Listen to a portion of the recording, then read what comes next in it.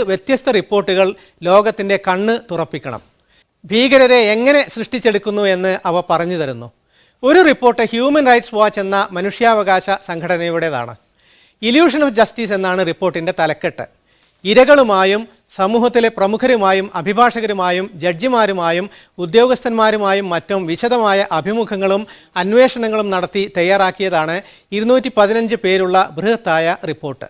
അമേരിക്കയിൽ കഴിഞ്ഞ 12 വർഷങ്ങളിൽ നടന്ന വൻ ഭീകരാക്രമണ പദ്ധതികൾക്ക് പിന്നിൽ US ഔദ്യോഗിക ഏജൻസികൾ ഉണ്ടെന്നാണ് ജൂലൈ 21 പുറത്തുവിട്ട റിപ്പോർട്ട് പറയുന്നത്. 2001 സെപ്റ്റംബർ 11 ശേഷം 494 ഭീകരാക്രമണ കേസുകൾ അമേരിക്കയിൽ ഉണ്ടായി. ഇതിൽ മിക്കവാറും എല്ലാറ്റിലും US FBI ഏജന്റുമാരാണ് പ്രേരകരായി ഉണ്ടായിരുന്നത്. അനേകം സ്റ്റിംഗ് ഓപ്പറേഷനുകളിലൂടെ യുവാക്കളെ പ്രേരിപ്പിച്ച് കൊടുക്കുകയായിരുന്നു അവർ. ഇതിനായി ധാരാളം ഇൻഫോമർമാർ ഉണ്ടായിരുന്നു.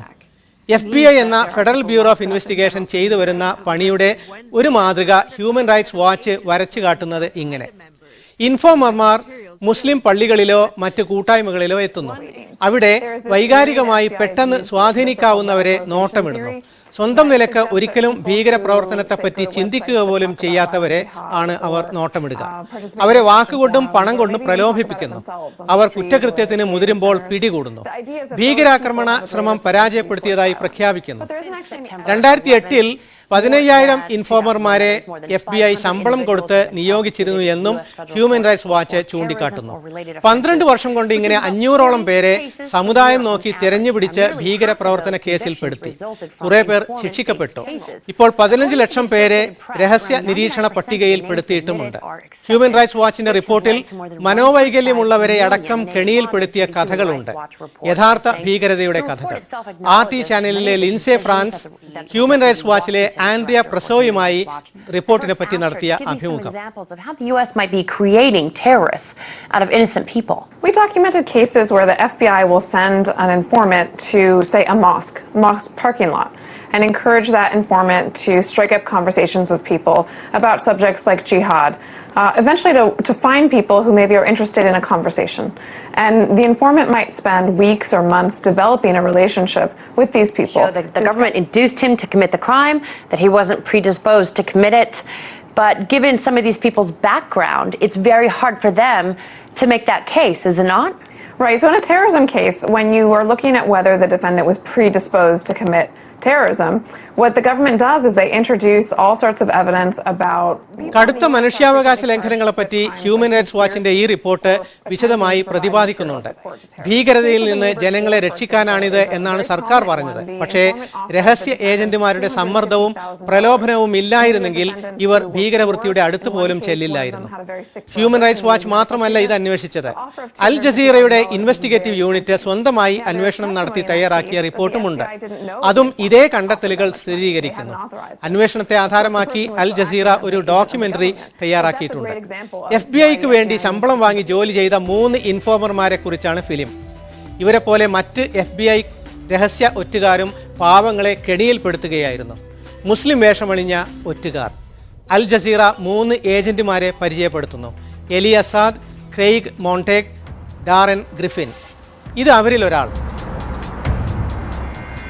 The FBI thought I was the greatest informant on the planet Earth. They told me to record everywhere.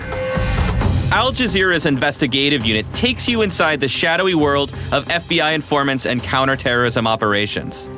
You will meet the criminals and con men spying on orders from the FBI. I was for them Al-Qaeda. I am representing the Sheikh Osama bin Laden. We will bring you the story of 3 informants posing as Muslims who encourage Americans to join plots concocted by the FBI. അൽ-ഖായിദക്കാരനാണ് ഞാൻ, Sheikh ഉസമ bin ലാദന്റെ പ്രതിനിധി. ഇങ്ങനെ 3 FBI ഏജന്റുമാർ. മുസ്ലിങ്ങൾക്കിടയിൽ ഭീകരരെ കണ്ടെത്താനായില്ലെങ്കിൽ ഭീകരരെ ഉണ്ടാക്കിയെടുക്കുക. ഒരു ഇര. 2 വർഷം മുമ്പ് RT ചാനലിൽ FBI-യെ പറ്റി റിപ്പോർട്ടും ചർച്ചയും വന്നിരുന്നു. 2012 സെപ്റ്റംബറിൽ ഷിക്കാഗോയിൽ അരങ്ങേറിയ ഒരു ഭീകരാക്രമണത്തെ പറ്റിയായിരുന്നു അത്. ഒരു മദ്യശാലയ്ക്ക് പുറത്തു നടന്ന ബോംബാക്രമണത്തിന്റെ ആസൂത്രണവും സാമ്പത്തിക സ്രോതസ്സുമൊക്കെ FBI ആയിരുന്നു. 2 യുവാക്കളെയാണ് കുടുക്കിയത്. അതിലൊരാൾ ഒരു വ്യാജ ബോംബുമായി പിടിക്കപ്പെട്ടു. മറ്റേയാൾ മതപണ്ഡിതന്റെ ഉപദേശം കേട്ട് ഭീകരവൃത്തിയിൽ നിന്ന് പിന്മാറിയിരുന്നു. ഈ മാസം എഡ്വേർഡ് സ്നോഡന്റെ വെളിപ്പെടുത്തലുകൾ ആധാരമാക്കി വേറെയും വിശകലനങ്ങൾ വന്നു. ഗ്ലെൻ ഗ്രീൻവൽഡ് എന്ന പുലിറ്റ്സർ ജേതാവ് ഫസ്റ്റ് ലുക്ക് മീഡിയയിലെ ദ ഇന്റർസെപ്റ്റ് എന്ന ഓൺലൈൻ പത്രത്തിലൂടെ വാർത്ത പുറത്തുവിട്ടു. അദ്ദേഹവുമായി ഡെമോക്രസി നൗ ചാനലിൽ എയ്മി ഗുഡ്മൻ നടത്തിയ അഭിമുഖത്തിൽ നിന്ന്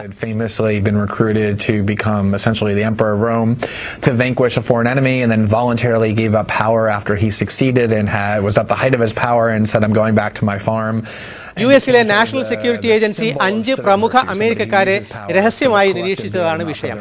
ഒരു മുൻ റിപ്പബ്ലിക്കൻ നേതാവ്, ഒരു യൂണിവേഴ്സിറ്റി പ്രൊഫസർ, പൗരാവകാശ പ്രവർത്തകൻ എന്നിവർ നിരീക്ഷിക്കപ്പെട്ടവരിൽ പെടും. മൊത്തം 7500ഓളം ഇമെയിൽ വിലാസങ്ങളും നിരീക്ഷണത്തിൽ ഉണ്ടായിരുന്നു. ഗ്രീൻവൽഡ് പറയുന്നു, ഇവർക്കെല്ലാം പൊതുവായുള്ള ഒരു സവിശേഷതയുണ്ട്. അവർ രാഷ്ട്രീയാവബോധമുള്ള അമേരിക്കൻ മുസ്ലിംകളാണ് എന്നത്. I got on the plane. I flew to New York to meet with my editors of The Guardian. I met Laura there. And the day after that, on the first available plane, we flew the 16 hours to Hong Kong to meet Edward Snowden. ഒരു അനുബന്ധം കൂടി. ഭീകരവേട്ടയുടെ പേരിൽ കെടിയിൽപ്പെടുത്തൽ, കള്ളക്കേസിൽ അകപ്പെടുത്തൽ, email ചോർത്തൽ, രഹസ്യ നിരീക്ഷണം തുടങ്ങിയവ ഇവിടെ എന്ന പോലെ അമേരിക്കയിലും നടക്കുന്നു. പക്ഷെ അവിടെ സ്വതന്ത്ര മാധ്യമങ്ങൾ ഇത്തരം ചെയ്തികളെ തുറന്നെതിർക്കുന്നു. ഇതെല്ലാം മനുഷ്യാവകാശ ലംഘനങ്ങളായി കണക്കാക്കുന്നു. ഇവിടെ മാധ്യമങ്ങൾക്ക് ആ ജാഗ്രത ഉണ്ടോ? ചെറിയ കുറ്റങ്ങളും വീഴ്ചകളും പോലും ജാതി നോക്കി ഭീകരതയെന്ന് വിളിക്കപ്പെടുമ്പോൾ പ്രതിരോധിക്കാനല്ല മാധ്യമങ്ങൾക്ക് താല്പര്യം. അവിടെ NSAയും FBIയും വിചാരണ ചെയ്യപ്പെടുന്നു. ഇവിടെയോ IBA പോലുള്ളവ ഇപ്പോഴും ചിലർക്ക് വിലപ്പെട്ട വാർത്താ ഉറവിടങ്ങളാണ്. അവർ വ്യാജ വാർത്തകൾ നൽകി മാധ്യമങ്ങളെ തരം പോലെ ഉപയോഗിക്കുന്നു. കേരളത്തിൽ കഴിഞ്ഞ ചില വർഷങ്ങളിൽ ചില മാധ്യമങ്ങൾ ആഘോഷിച്ച ഭീകര വാർത്തകൾ ഓർക്കുക. ഇവിടെ ഭീകരപ്രവർത്തനം തഴച്ചു വളരുന്നതായിട്ടാണ് IBA ഉദ്ധരിച്ച് ഓരോ തവണയും വൻ തലക്കെട്ടുകൾ എഴുതിയത്. പക്ഷെ കഴിഞ്ഞയാഴ്ച ആ വാർത്തകളുടെ നിജസ്ഥിതി എന്തെന്ന് ആധികാരികമായി വെളിപ്പെട്ടു. ലോക്സഭയിൽ ജോസ് കെ മാണി എഴുതി കൊടുത്ത ചോദ്യങ്ങൾക്ക് ആഭ്യന്തര സഹമന്ത്രി കിരൺ റിജിജു കൊടുത്തതിനേക്കാൾ ആധികാരിക വിവരം ഒരു IBAയിൽ നിന്നും ഒരു പത്രത്തിനും കിട്ടാനില്ലല്ലോ. ഇവിടെ ഭീകരപ്രവർത്തനങ്ങൾ വർദ്ധിക്കുന്നതായി ഒറ്റ രഹസ്യാന്വേഷണ റിപ്പോർട്ടും ഇല്ല എന്നാണ് മന്ത്രി പറഞ്ഞത്. ഭീകരതയെപ്പറ്റി കഴിഞ്ഞ 3 വർഷം എഴുതിയതൊക്കെയും കള്ളമായിരുന്നു എന്നുകൂടി ഇതിനർത്ഥമുണ്ടല്ലോ. പക്ഷേ അതെഴുതിയ പത്രങ്ങൾ ഈ നിഷേധം അത്രത്തോളം ശ്രദ്ധിച്ചില്ല. അവയിലെ ഭീകര റിപ്പോർട്ടർമാർ ഇനിയെങ്കിലും അടങ്ങുമെന്നും തോന്നുന്നില്ല. ഇനി ഒരുപക്ഷെ രഹസ്യാന്വേഷകർ മർമ്മപ്രധാനമായ വിവരങ്ങൾ സർക്കാരിന് നൽകാതെ മാധ്യമങ്ങൾക്ക് നൽകുന്നതാകുമോ? പത്രക്കോളങ്ങളിൽ ഉന്നത IB വൃത്തങ്ങളുടെ പെരുക്കം കണ്ടാൽ അങ്ങനെയും തോന്നും.